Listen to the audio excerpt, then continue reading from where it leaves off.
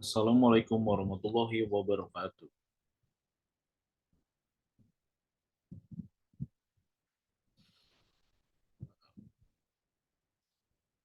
Pada yang terhormat Dr. Kinkin Yuliati Subarsa Putri, selaku dosen pengampu dalam metode penelitian kualitatif. Hari ini saya akan menjelaskan tentang mini skripsi saya yang berjudul Evaluasi Penerapan Google Classroom dalam Pembelajaran Mahasiswa Ilmu Komunikasi Universitas Negeri Jakarta Angkatan 2020.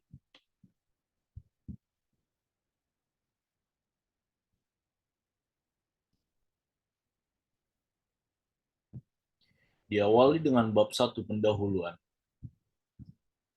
Latar belakang. Perkembangan teknologi dalam kehidupan dimulai dari proses sederhana dalam kehidupan sehari-hari sampai pada tingkat pemenuhan kepuasan sebagai individu dan makhluk sosial. Dari masa ke masa, kemajuan teknologi terus berkembang mulai dari era pertanian, era teknologi industri, era informasi, dan era teknologi komunikasi dan informasi. Perkembangan ini membawa berbagai dampak dalam kehidupan bermasyarakat, berbangsa, bernegara setiap individu untuk tertarik menggunakan dan memanfaatkan setiap perkembangan. Menurut Danuri 2019, di era tahun 2000 adalah puncak kemajuan teknologi yang sangat pesat perkembangannya. Teknologi informasi dan telekomunikasi menjadi tren kehidupan setiap individu, tiap saat, tiap waktu, dan tiap detik. Manusia memanfaatkan teknologi ini kegiatan mulai dipermudah dengan berbagai kemudahan yang ditawarkan, mulai dari komunikasi, informasi, transaksi, edukasi, liburan, sampai pada kebutuhan paling pribadi sekalipun dapat terlayani dengan teknologi ini. Teknologi dengan perkembangan teknologi beberapa negara Eropa telah merencanakan konsep industri 4.0. Konsep transformasi digital ini dia memanfaatkan teknologi digital baru sebagai model aktivitas dan transaksi sehingga muncul industri bidang internet dan teknologi informasi lainnya.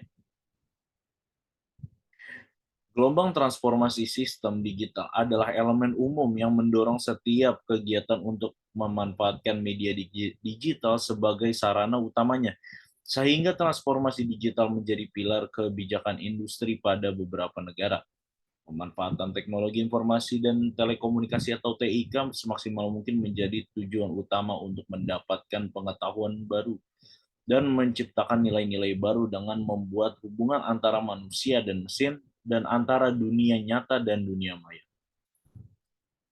Sebagai cara yang efektif dan efisien untuk menyelesaikan masalah di masyarakat, menciptakan kehidupan yang lebih baik lagi masyarakat dan mempertahankan pertumbuhan ekonomi yang sehat. Untuk mewujudkan masyarakat semacam itu, digitalisasi penting untuk mengatasi tantangan-tantangan ini melalui pelibatan berbagai pemangku kepentingan di berbagai tingkatan untuk berbagi visi bersama di masa depan.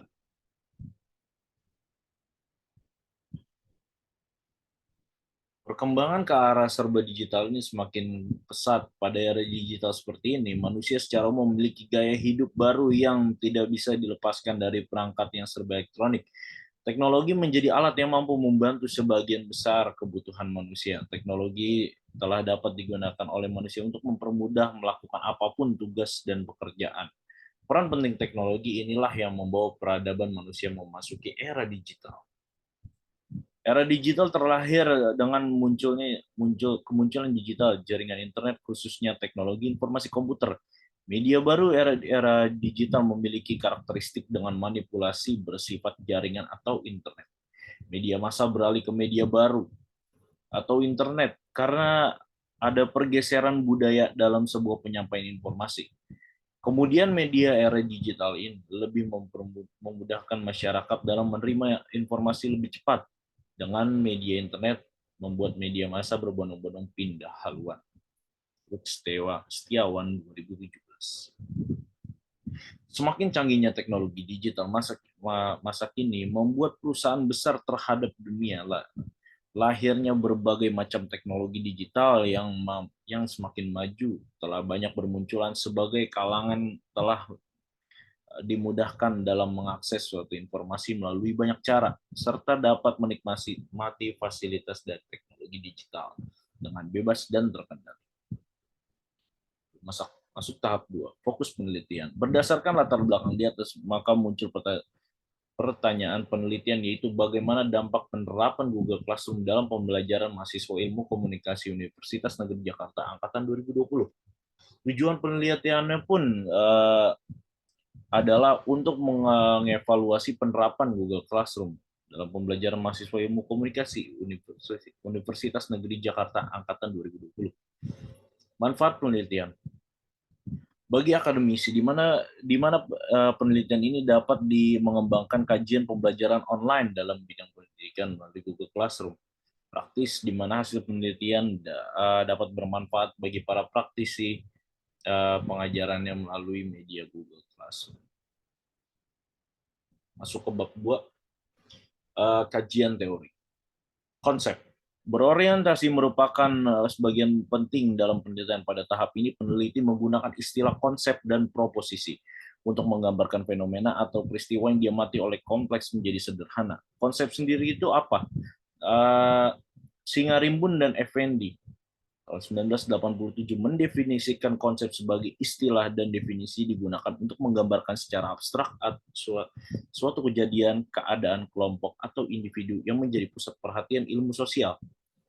Melalui konsep, peneliti diharapkan dapat menyederhanakan pemikirannya dengan menggunakan salah satu istilah beberapa kejadian atau events yang berkaitan satu dengan lainnya. Istilah tersebut digunakan untuk mewakili realitas yang kompleks, menurut Mudija Raharjo tahun 2018. Konsep sangat penting ketika mempelajari satu cabang ilmu. Oleh karena itu, ketika mempelajari biologi, konsep merupakan hal mendasar yang harus ditanamkan kepada mahasiswa agar mahasiswa dapat mengaitkan konsep yang dipelajarinya dengan materi yang dipelajarinya. Mempelajari konsep merupakan hasil utama dari pendidikan. Konsep adalah blok bangunan pemikiran. Konsep adalah dasar di mana proses mental yang lebih tinggi merumuskan prinsip dan generalisasi. Dalam memecahkan suatu masalah, mahasiswa harus mengetahui aturan yang relevan dan aturan tersebut didasarkan pada konsep yang telah diperolehnya. Pemahaman suatu konsep sangat penting bagi mahasiswa karena pemahaman suatu konsep merupakan tujuan akhir atau hasil utama dari suatu proses belajar mahasiswa. Lalu selanjutnya ada review literatur. Review literatur terbagi menjadi dua. Ada kajian literatur. Kajian literatur adalah penelitian terdahulu. Di sini terdapat jurnal-jurnal yang berkaitan dengan variabel X dan Y-nya yang sama. Seperti pemanfaatan Google Classroom dalam sebagai media pembelajaran di masa pandemi COVID-19, keefektifan Google Classroom sebagai media pembelajaran, penggunaan aplikasi Google Classroom sebagai media pembelajaran berbasis blended learning pada mahasiswa teknologi pendidikan program pasca sarjana Universitas Negeri Medan, dan masih beberapa lainnya. Lalu setelahnya ada persamaan dan perbedaan penelitian terdahulu dengan penelitian penulis. Persamaannya yaitu metode penelitiannya yang merupakan kualitatif, lalu perbedaan adalah teori populasi, tujuan penelitian, manfaat penelitian, populasi, dan sampel. Variabel X. Variabel X di sini merupakan Google Classroom. Google Classroom itu sendiri adalah aplikasi yang dibuat oleh Google bertujuan untuk membantu dosen dan peserta didik apabila kedua hal tersebut berhalangan. Mengorganisasi kelas serta berkomunikasi dengan peserta didik tanpa harus terikat dengan jadwal kuliah di kelas. Di samping itu, dosen memberikan tugas langsung dan langsung memberikan nilai kepada mahasiswa, menurut Sabran dan Sabhara tahun 2019. Dalam sebuah penelitian yang berjudul pemanfaatkan aplikasi Google Classroom sebagai media pembelajaran pada masa pandemi di sekolah dasar oleh Irsalina Aulia tahun 2022, disebutkan salah satu aplikasi yang digunakan dalam pembelajaran online ialah Google Classroom yang dapat diakses dimanapun. Google Classroom adalah sebuah aplikasi yang memungkinkan terjadinya ruang kelas di dunia maya. Selain itu, Google Classroom dapat menjadi sarana distribusi tugas, submit tugas, bahkan menilai tugas-tugas yang sudah dikumpulkan.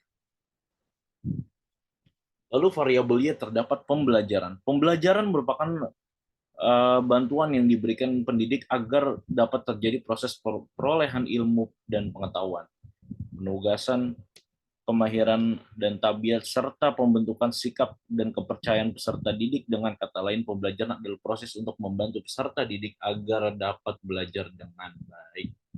Google Classroom adalah salah satu instrumen pembelajaran jarak jauh atau daring yang cukup sering digunakan oleh dosen atau pengajar dalam pengajarannya. Menurut Sadikin dan Hamidah tahun 2020, pembelajaran daring merupakan pembelajaran yang menggunakan jaringan internet dengan aksesibilitas, konektivitas, fleksibilitas, dan kemampuan untuk memunculkan berbagai jenis interaksi pembelajaran. Lalu di bab 3 adalah metode penelitian. Paradigma penelitian. Paradigma interpretif juga disebut paradigma fenomenologi atau naturalistik, yang diakui sering membingungkan. Paradigma interpretif yang menjadi payung utama penelitian kualitatif penulis. Menurut Mudija tahun 2018, paradigma interpretif memandang realitas sosial sebagai suatu yang holistik, tidak terpisah-pisah satu dengan lainnya, kompleks, dinamis, penuh makna, dan hubungan antara gejala bersifat timbal balik atau resiprokal, bukan kausalitas.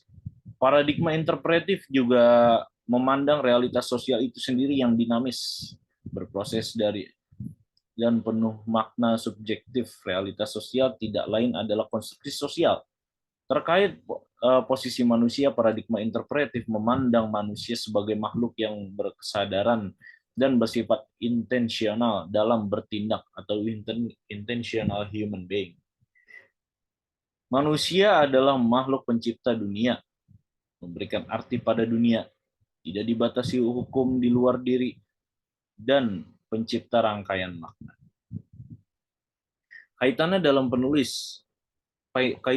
penulis dalam penelitian ini yang berjudul Evaluasi Penerapan Google Classroom dalam Pembelajaran Mahasiswa Ilmu Komunikasi Universitas Negeri Jakarta Angkatan 2020 adalah paradigma interpretif yang hubungan timbal balik antara Google Classroom sebagai variabel X dan pembelajaran sebagai variabel Y. Pendekatan penelitian. Pendekatan yang digunakan dalam penelitian ini adalah pendekatan kualitatif.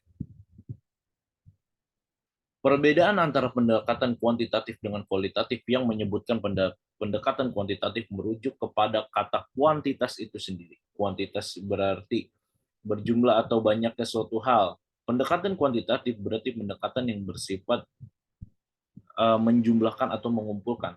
Dalam penelitian sosial, metode statistik merupakan representasi metode kuantitatif yang paling jelas, karena di dalam metode ini ada proses kuantifikasi, yaitu proses memberi angka terhadap kualitas suatu hal. Sedangkan pendekatan kualitatif mengacu pada kata kualitas, berarti sifat, mutu, kadar, makna, sifat, makna satu hal diamati, dilukiskan, dipahami, atau metode Verstehen, memahami, dan ditafsir. Kualitasnya tidak dihitung, diberi angka, tidak dijumlahkan, dan tidak dikumpulkan menurut hukum-hukum matematis, menurut Donatus tahun 2016.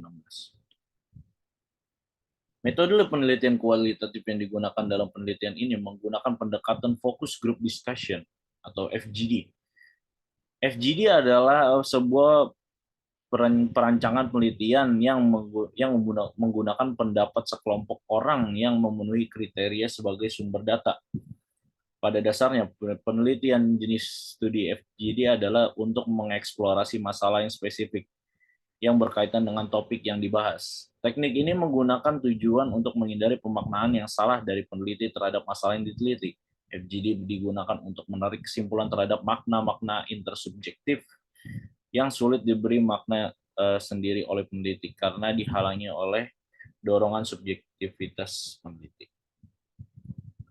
Lalu ada teknik menarikan informan. Populasi yang digunakan kali ini adalah populasi mahasiswa ilmu komunikasi Universitas Negeri Jakarta angkatan 2020. Peneliti memilih populasi tersebut karena lebih mudah untuk dilakukan, yang dimana peneliti sendiri merupakan mahasiswa aktif ilmu komunikasi UNJ angkatan 2020.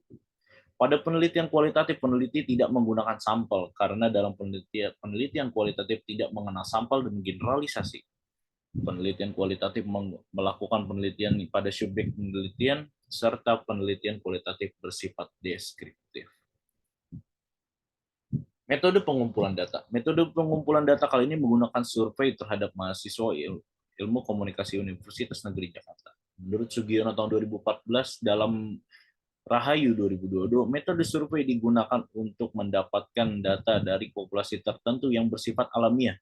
Tetapi peneliti melakukan pengumpulan data dengan mengedarkan kuesioner di mana peneliti tidak memberikan perlakuan seperti pada eksperimen. Metode survei memberikan pertanyaan untuk menelitikan tentang keyakinan atau perilaku yang dilaporkan sendiri. Pertanyaan tersebut menjadi lebih tajam ketika responden memberikan jawaban atas pertanyaan dengan variabel yang diinginkan. Lalu ada metode pengukuran data. Metode pengumpulan data adalah teknik maupun cara yang dilakukan untuk mengumpulkan data, di mana metode menunjuk pada suatu cara sehingga bisa diperlihatkan penggunaannya melalui angket penelitian, wawancara, pengamatan tes, dokumentasi, dan sebagainya. Proses pengumpulan informasi dari sumber yang relevan menemukan jawaban atas masalah penelitian, menguji hipotesis, dan mengevaluasi hasilnya. Metode mengumpulkan data dapat dibagi menjadi dua kategori, yaitu mengumpulkan data sekunder dan metode mengumpulkan data primer. Metode pengumpulan data dapat dilakukan secara individu, namun dapat juga digunakan menggunakan dua metode atau lebih. Beberapa metode pengumpulan data antara wawancara, observasi, angket, atau kuesioner, dan studi dokumen. Dalam penelitian ini, penulis menggunakan metode penyebaran kuesioner pada responden. Kuesioner atau angket merupakan metode pengumpulan data yang telah dilakukan dengan cara memberikan beberapa macam pertanyaan yang berhubungan dengan masalah penelitian. Menurut Sugiono tahun 2017, kuesioner merupakan metode pengumpulan data yang dilakukan dengan cara memberi seperangkat pertanyaan atau pernyataan tertulis kepada responden untuk dijawab. Lalu ada keabsahan data. Uji keabsahan data dalam penelitian pada uji validitas dan kualitatif, kriteria utama terhadap data hasil adalah valid, reliable, dan objektif. Sugiono tahun 2017 menyebutkan bahwa uji keabsahan data dalam kualitatif meliputi uji validitas, credibility atau validitas interval, transferability atau validitas eksternal, dan dependability atau reliabilitas dengan confirmability atau objektivitas. Sari 2018. Metode analisis data. Menganalisis data penelitian kualitatif adalah mengumpulkan data sehingga data dapat direduksi. Reduksi data adalah upaya menyimpulkan data, kemudian memilah-milah data dalam satuan konsep tertentu.